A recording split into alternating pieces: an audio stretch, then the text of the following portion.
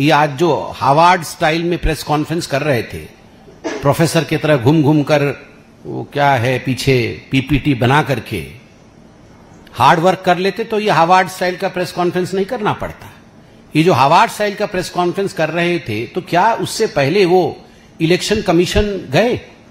मालूम पड़ा कि जो केपीसीसी है, कर्नाटका प्रदेश कांग्रेस कमेटी है, वो गई थी अभी इलेक्शन कमीशन, 3 तारीख को गई थी इसी महीने के। इलेक्शन कमीशन ने उनको 6 तारीख को कहा कि आप 8 तारीख को आइए, हम आपको सुनेंगे। मगर 7 तारीख को ही राहुल गांधी जी वो आ नहीं गए सुनने। कल सुनना था, कल जाना था कमीशन के पास, मगर 7 तारीख को ही प्रेस कॉन्फ्रेंस कर दिया। केवल इतना ही नहीं, महाराष्ट्र के चुनाव के विषय में बात हो रही है। महाराष्ट्र के चुनाव को लेकर जब नवंबर 2024 में राहुल गांधी जी ने पहली बार आपत्ति दर्ज की तो दिसंबर में ही इलेक्शन कमीशन ने चिट्ठी लिख के बुला लिया था कि राहुल जी आप आइए ना, you come and have a discussion with us. वो चिट्ठी भी मैं लेकर आया हूं। मैं ये चिट्ठी इसलिए लेके आया हूं क्योंकि ये चिट्ठी पब्लिक डोमेन में है और ये किसी और देश का इलेक्शन कमीशन नहीं है, ये हमारे देश का ही इलेक्शन कमीशन है। तो यदि पब्लिक डोमेन में वो चिट्ठी है और उस चिट्ठी में क्या लिखता है election commission, in view of your article published in a newspaper on 7/6/2025, ये हाल की बात है। कई चिट्ठियां लिखी है इलेक्शन कमीशन में, मैं एक चिट्ठी का उदाहरण दे रहा हूं। 7/6/2025 को एक बड़े अंग्रेजी अखबार में राहुल गांधी का महाराष्ट्र के चुनाव को लेकर आर्टिकल छपा था। उस आर्टिकल में वही बातें की गई थी जो बातें आज उन्होंने प्रेस कॉन्फ्रेंस में की है। तो चुनाव आयोग ने कहा था कि माननीय राहुल जी, ऐसा है कि नवंबर 2024 में महाराष्ट्र का चुनाव हुआ, दिसंबर में भी आपने यही सब आरोप लगाए थे, तो हमने आपको दिसंबर में ही बुलाया था। चलिए कोई बात नहीं, आप नहीं आए। यहां पर इलेक्शन कमीशन ने कुछ डाटा दिया है, ये पब्लिक डोमेन में डाटा है। ये डाटा है कि कुल मिलाकर के 1,08,026 BLA है, बूथ लेवल एजेंट है महाराष्ट्र के अंदर सभी पार्टी के। BLA का काम क्या होता है? BLA का काम होता है कि इस घर में बहुत सारे वोटर हैं। अरे कैसे हो सकता है इस घर में इतने सारे वोटर? चलो कंप्लेंट करो BLO को, मतलब ऑफिसर को, जो बूथ लेवल ऑफिसर होता है। ये BLA पॉलिटिकल पार्टी अपॉइंट करती है और BLO इलेक्शन कमीशन का ऑफिसर होता है। अरे इसका नाम सही नहीं है, इसके पिताजी का नाम तो गलत है, चलो कंप्लेंट करो, ठीक करवाते हैं। अरे ये तो 18 साल की नहीं है, ये तो 60 साल की है, इलेक्शन कमीशन को हम कंप्लेंट करते हैं। ये BLA का काम होता है। कितने BLA हैं महाराष्ट्र में कांग्रेस पार्टी के? 28,420, 420 नहीं, 28,420, 28,420 BLA। 28,420 BLA होने के बाद भी ये सारे BLA क्या कर रहे थे? ये सारे BLA क्या कर रहे थे? ये सोए हुए थे। ये किसके घर में किसका कितना वोटर निकला, किसकी कितनी लिस्ट है, किसका नाम क्या है, ये इन्होंने क्यों नहीं देखा? फिर इलेक्शन कमीशन लिखती है कि चलिए आप ऐसा करिए, आप बहुत बिजी व्यक्ति हैं, तो आप अपनी सहूलियत बताइए कि आप सब डॉक्यूमेंट लेके हमारे पास आइए, अपनी सहूलियत बताइए, और ये हमारा एड्रेस है, ये हमारा ईमेल आईडी है, अपना समय और स्थान दे दीजिए, वहां बैठ के चर्चा हो जाएगी, क्या आपके प्रॉब्लम है उनका हम समाधान और उत्तर दे देंगे। मगर राहुल जी ने, मुझे नहीं पता ईमेल किया कि नहीं, मगर अभी तक इलेक्शन कमीशन से समय लेकर मिलने का काम नहीं किया। आज एक प्रेस कॉन्फ्रेंस किया, नंबर 1। नंबर 2, आज मैं देख रहा था इलेक्शन कमीशन का कुछ चिट्ठी भी आया है, वह भी आपने देखा है, यह आज की ही चिट्ठी है इलेक्शन का। मुझे कैसे मालूम पड़ा कि केपीसीसी ने चिट्ठी लिखी थी मिलने के लिए और 8 तारीख का टाइम मिला था इलेक्शन कमीशन का? ये इस चिट्ठी से मालूम पड़ा, जो हर वेबसाइट में आज मौजूद है इलेक्शन कमीशन के, और आज आप लोग भी दिखा रहे हैं। इस चिट्ठी के 2 भाग हैं। दूसरे भाग में इलेक्शन कमीशन ने राहुल गांधी जी को कहा कि अच्छा, आपके पास बहुत सारी डेटा है जो आपने आज प्रस्तुत किया है कि इतने लोगों का नाम कट गया, इतने लोगों का नाम जुड़ गया, इत्यादि इत्यादि, तो हम तैयार है जांच करने के लिए।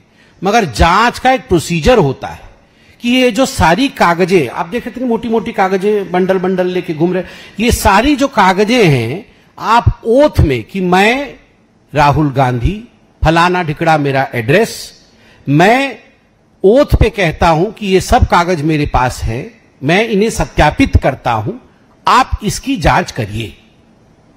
इसको सत्यापन करना होता है। पार्लियामेंट में भी मैं कोई भाषण दे दूं तो ऑपोजिशन अगर कह दे कि यह सांसद ठीक नहीं बोल रहे हैं, तो मुझे सत्यापित करना पड़ेगा पार्लियामेंट में। I have to place on record कि जो मैं बोल रहा हूं वो सत्य बोल रहा हूं, क्योंकि हम सब अंडर ओथ हैं, तो हमको सत्यापित करना पड़ेगा। राहुल गांधी देश के लीडर ऑफ अपोजिशन हैं। उन्होंने एक संवैधानिक संस्था के खिलाफ कुछ आरोप लगाए, उनका डेमोक्रेटिक राइट है, मगर जो हमारी संवैधानिक सत्यापन है, जो संविधान कहती है, वो कहती है कि रूल ऐसे है, कंप्लेंट किया है तो अंडर ओथ आप लिख के दीजिए कि ये कागज है, मैं ये डिपॉजिट कर रहा हूं, मेरे को ये कागज इस सोर्स, ठीक सोर्स है, आप इसका इन्वेस्टिगेशन कीजिए। जब आप लोगों ने राहुल गांधी से पूछा कि आप ओथ में देंगे, तो राहुल गांधी बोलते हैं मेरे शब्द ही मेरे ओथ हैं, my words are my oath. बहुत बड़ा बाहुबली है। माई वर्ड्स, मेरे शब्द ही मेरे शासन है। यही हम चाकर हैं, हम नौकर हैं लोगों के, और ये राजा हैं। मेरे शब्द ही मेरे शासन है। ये तो इस फिल्म में डायलॉग था ना, मेरे शब्द ही मेरे शासन है। मैं बोल दूंगा वही शासन होगा। आप गांधी परिवार के हो सकते हैं, आप गांधी जी नहीं हैं।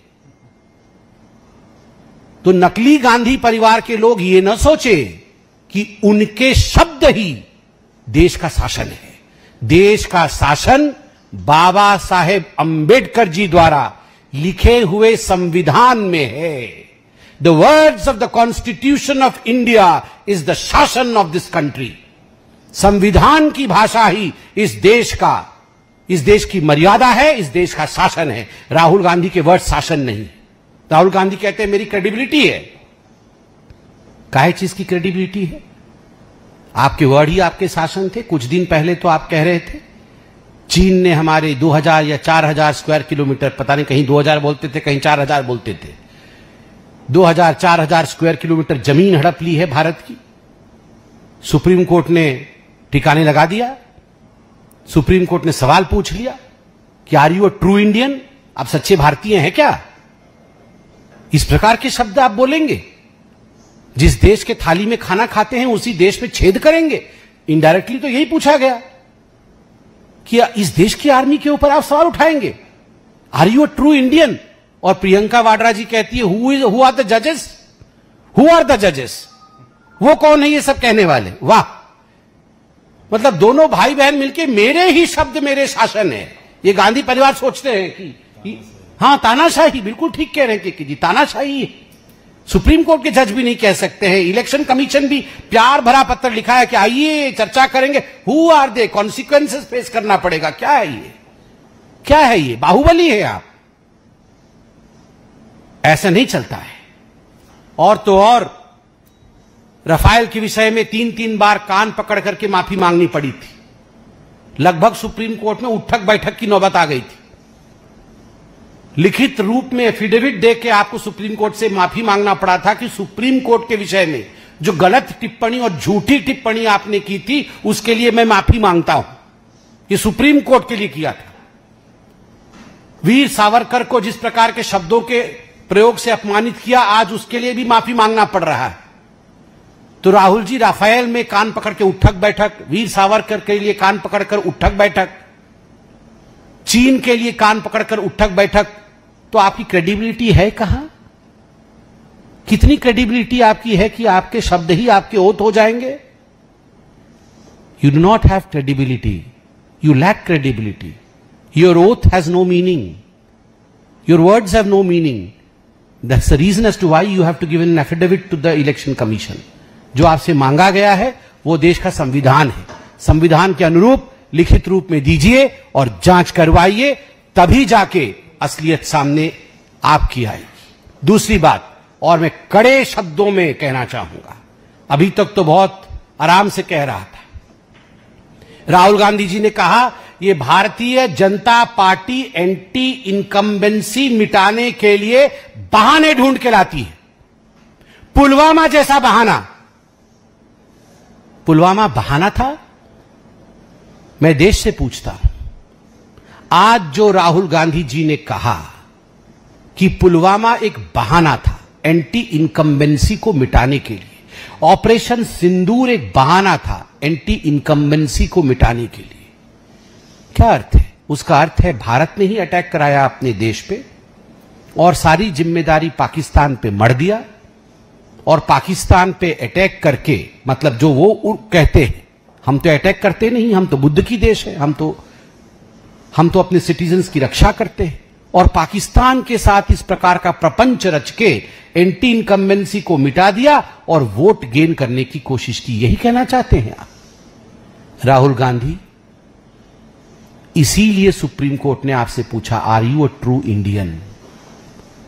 पुलवामा को आप अगर बहाना बोलेंगे, ऑपरेशन सिंदूर को यदि आप बहाना बोलेंगे, आपने एयर स्ट्राइक और सर्जिकल स्ट्राइक पे सबूत मांगा था, देश के संवैधानिक संस्थाओं को कहेंगे कि सीरियस कॉन्सिक्वेंसेस होंगी, बहुत क्षति आपकी होने वाली है, हम आपको छोड़ने वाले नहीं हैं, तो देश की जनता वैसे भी आपको एक्सेप्ट नहीं करती है, ऐसे भी आपको एक्सेप्ट नहीं करेगी। और अभी तो सुप्रीम कोर्ट ने पूछा है, तो सुप्रीम मोस्ट कोर्ट, जो सुप्रीम कोर्ट से भी ऊपर है, वो है जनता जनार्दन की कोर्ट। वह आपको गद्दार बोलना शुरू कर देगी, वह कहेगी कि आप गद्दार हैं, you are not an Indian, आप ट्रेटर हैं, इसलिए बचिए, अपनी रक्षा पहले करिए।